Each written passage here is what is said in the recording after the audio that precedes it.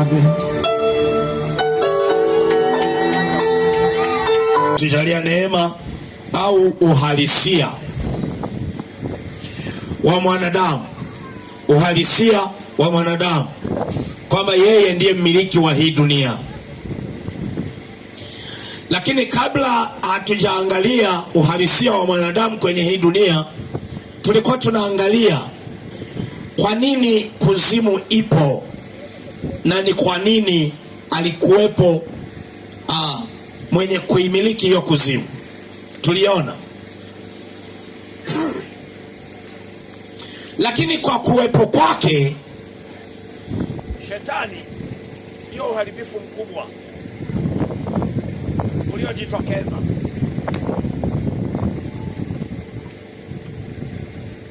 Jamani, amina. Kwa kuwepo asante. Kwa kuwepo kwake Shetani, ngoja nisubiri maiki bwana. Yes. Hapa inaendelea.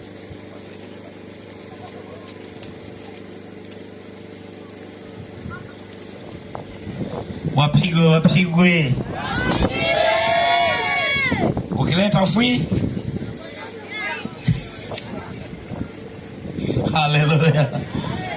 Kuwepo kwake Shetani kumesababisha masumbufu mengi kwenye hii dunia, lakini mwanzo wake umeuona. Shetani alipokuwepo, alipoanza uharibifu wake, ndipo kikatokea kitu, ukombozi. Kabla ya dhambi hakukuwa na ukombozi, na mwanadamu alikuwa ameumbwa aishi milele. Ukiona kuna magonjwa ni kwa sababu ya Shetani. Ukiona kuna watu wanachinjana ni kwa sababu ya Shetani. Asante sana. Ukiona kuna tabu yoyote inayoendelea duniani ni Shetani ameisababisha. Lakini Mungu alituumba tusife. Mungu alimuumba mwanadamu usiwe na matatizo, usiwe na changamoto, usiwe na shida yoyote, usiwe na magonjwa, usizeeke. Kwa hiyo tunaona Mungu alituumba ili tuishi kwenye sayari ya duniani, sayari hii ya dunia milele. Ndio lilikuwa kusudi la Mungu. Leo tungekuwa tunakutana na Adamu na Hawa, inawezekana labda makanya ingetokea, Adamu anakuja kutembelea, tutampokea baba wa mwanzo aliyeizaa dunia nzima, tutampokea Adamu. Lakini dhambi ndiyo iliyosababisha Adamu akafa, kwa sababu kwenye uumbaji, jinsi ambavyo Mungu aliumba, kifo hakukiumba, lakini kilikuwepo kwenye mabano. Kifo Mungu hakukiumba, lakini kilikuwepo kwenye mabano. Na ndio maana Mungu akasema hivi, matunda ya miti yote ya bustani mwaweza kula, lakini mti wa ujuzi wa mema na mabaya msile, maana mkila mtakufa. Ilikuwa kwenye mabano.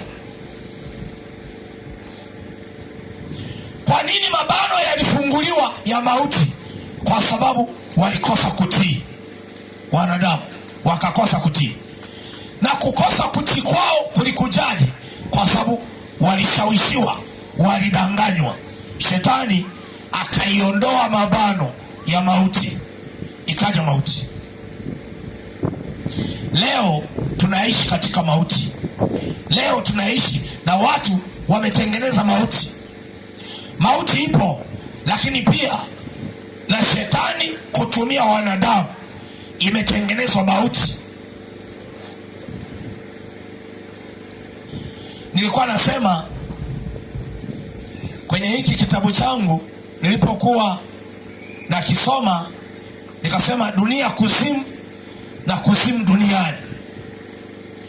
Wakati Mungu anasema na mimi kuhusu ujumbe wa dunia kuzimu, alafu kuzimu ije duniani, sikuwa naelewa sana, na nilibishana mno, nikasema inawezekanaje? Lakini baadaye Roho Mtakatifu aliponifundisha akaniambia hivi. Hiyo siku tulikuwa Kariakoo, tumeenda kuchapisha kitabu fulani hivi. Kile cha pesa ni ya kilo, hebu kiinue, inua juu. Nilikuwa na kijana mmoja mtumishi wa Mungu, tumeenda kuchapisha hicho kitabu Kariakoo, na tulikuwa tunakizindua kule Keko. Kikawa na vita sana. Wakati tukiwa pale Kariakoo, nikawa nasikia ujumbe unasema hivi: dunia iko kuzimu na kuzimu imekuja duniani.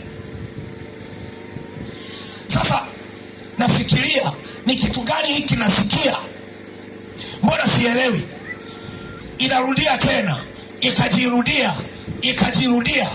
Baadaye nikaambiwa ndani huku, nikaambiwa hivi: unawaona hawa watu wote wanaotembea hapa Kariakoo, pepesa macho uone. Nikamwona mtu mmoja pia amelala mtaoni, kwenye mtalo. Ni mchafu, kichaa, mgonjwa si mgonjwa, lakini amelala, ameliangalia jua. Nikaambia, unamuona huyu? Nikasema ndio namuona. Wewe unaona ni kama mtu, lakini kiuhalisia sio mtu. Wako hapa Kariakoo. Nikaambiwa, hawa unaowaona wanadamu wanaokukazia macho sio wote watu. Sasa ili Mungu alithibitishe lile neno ambalo wakati nalitafakari, nimeingia kwenye ofisi ya mtu anayetuchapisha vitabu. Akaanza kusema hivi, yaani hapa Kariakoo kuna maajabu sana. Wakaanza kuzungumza. Mmoja alikuwa mwenzetu wa dini ile, akasema hivi, yaani jamani, shetani alivyoumbwa na majini yake hayana akili.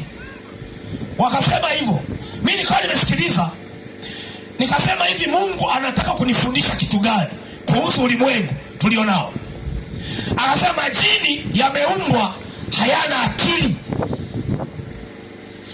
Lakini nikamuuliza, mbona wewe una imani ya kwamba wako majini wasafi na majini wachafu? Nikamuuliza pale. Akasema hakuna, majini hawana akili. Yule mchapishaji wa vitabu akadakia, akasema hivi, ni kweli. Nakumbuka siku moja nilikuwa nauza duka fulani, nilikuwa na mteja mzuri sana. Akija anapaki gari yake nzuri kama hivyo imepaki hapo, anaingia ananunua vitu vya kutosha. Siku moja alizidi sana, mara kwa mara anakuja. Siku moja wakakutana na mtumishi wa Mungu dukani. Nikasema nisaidie Roho Mtakatifu kunifundisha. Walipokutana pale dukani, yule mchungaji akamwangalia yule mteja mwenzake, kumbe sio mtu. Roho Mtakatifu akamwambia, huyu hapa sio mtu. Kwa hiyo akamkazia jicho, akamwangalia kwa macho yote. Kumbe huku ndani mchungaji ameshaanza kukemea kimoyomoyo. Yule mteja akafyonya kwa nguvu na hasira, akaondoka.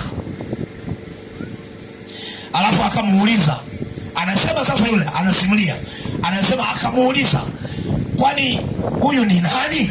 Anasema ni mteja wangu wa kila siku. Akamuuliza, hivi unafikiri huyu ni mtu? Akasema ndio, ananunua kila siku hapa, anafanya kila kitu hapa, na anakujaga anapaki na gari lake hapa. Akamwambia, huyu sio mtu, huyu ni jini. Anakuja kwako hapa, anacho kitu anakitafuta. Alipomaliza kusema tu hivyo, nikasema kumbe ujumbe wangu wa dunia kuzimu duniani ni wa ukweli, kwamba hivi si kila mtu unayekutana naye ni mtu, si kila mtu unayeshare naye kwenye maisha yako ni mtu. Nikakumbuka stori moja, wakati nikiwa natokea Mwanza naenda kufungua kazi kule Tabora. Nikaanza kazi, nikafanya kazi. Baadaye sikujua kinachoendelea. Kumbe nimetumiwa binti, ametumwa binti. Wasema hivi, mchungaji Kavea, kwa nini tunamshindwa? Kwa nini tunamshindwa na anaharibu kazi zetu? Kwa hiyo akatumwa binti, asema hivi, nenda umwangushi. Jamani, shetani ana mizunguko, akikuamulia anakumaliza sekunde kama hauna Mungu. Akaja yule binti, hakufikia nyumbani kwangu, akafikia lodge. Hii nakupa ushuhuda ili ujue kwamba sio kila mtu unayekutana naye ni mtu, sio kila mtu unayeshirikiana naye ni mtu. Ndio maana vijana wetu wa kike, vijana wetu wa kiume, wa baba na wa mama, mambo mengi yameharibika kwa sababu wakati mwingine ulivyoshawishiwa na mtu ukajua ni mtu, kumbe ni jini. Jamani, haleluya.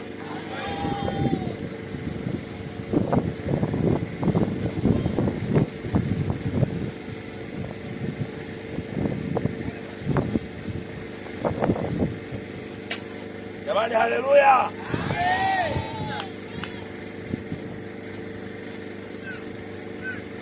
Sasa kama kuna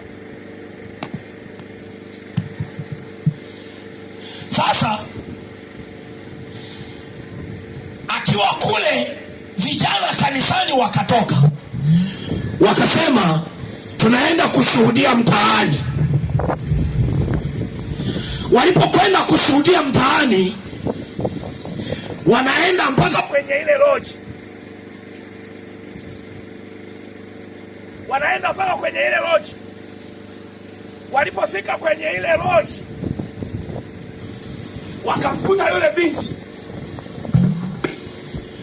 wakamkuta yule binti, wakamwambia habari za Yesu. Wakasema hivi, tumekuja kuhubiri habari za Yesu, tumekuja kuzungumza habari za Yesu, tumekuja kusema habari za ukombozi. Yule binti akakubali, akasema ongeeni na mimi. Wakaanza kumwambia Yesu anaokoa, Yesu anaponya. Akasema nimekubali, niongozeni sala ya toba. Wakamuongoza sala ya toba, kumbe ni mchawi. Akakubali, akaokoka, akabaki pale pale loji. Wakaja nyumbani wakaniambia hivi, baba, tumeongoza mtu sala ya toba, lakini ametokea Mwanza, ni mgeni, anafanya kazi loji. Kwa hiyo ametuomba kwamba anaomba hifadhi. Nikamwambia hivi, ameokoka? Ameokoka. Mfateni asikae loji, aje akae hapa nyumbani. Kumbe nimeleta mtego, na Mungu akanificha, hakuniambia chochote, akanificha. Nikakaa naye mwezi wa kwanza, tunaye pale. Mwezi wa pili, tunaye pale. Kumbe yuko kwenye mbinu za kuniangusha kwenye dhambi, ili shetani apate hati ya mashtaka, anishtaki, nihukumiwe kwenye mahakama za kuzimu. Nikawa namuona mdada anavyojipanga, ni wadada, mdada akawa anajipanga kuninyakua akawa anajipanga sawasawa, akikupita hivi wewe utajua tu kwamba hapa kuna kitu gani kinaendelea. Akajipanga mwezi wa kwanza, akajipanga mwezi wa pili, akajipanga mwezi wa tatu, tuko naye. Hiyo nayo ikanoki, ikafeli. Sasa wakamwambia hivi, kwa sababu na hii imeshindikana, tutengeneze mazingira ufie hapa kwake, na kwa sababu hajaenda kutoa taarifa popote, kwa hiyo watakuja polisi wa kiroho kutoka kuzimu, watamchachasa mpaka iache kazi. Yani kwamba wewe unaona ni kama polisi wamekuja, kumbe wametengenezwa kutoka ulimwengu wa roho, mahali pasipoonekana, lakini wewe unaona ni watu. Sasa hiyo siku ndo Mungu alinitetea. Kuna wakati Mungu huwa ananitetea kwenye sekunde ile ambayo imefika mahali sasa unakwenda ni kama kufa, alafu anajitokeza Yesu anasema bado.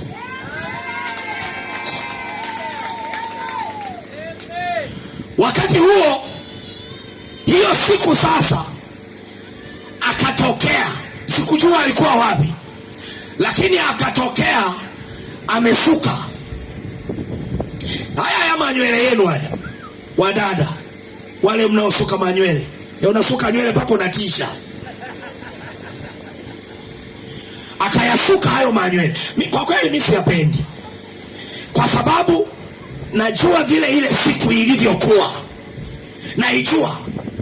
Ndio maana nikimwonaga mdada ameyasuka, namfananisha na yule hiyo siku jinsi alivyokuwa anataka kufanya. Kwa hiyo nawachukia kwa kweli, mnisamehe.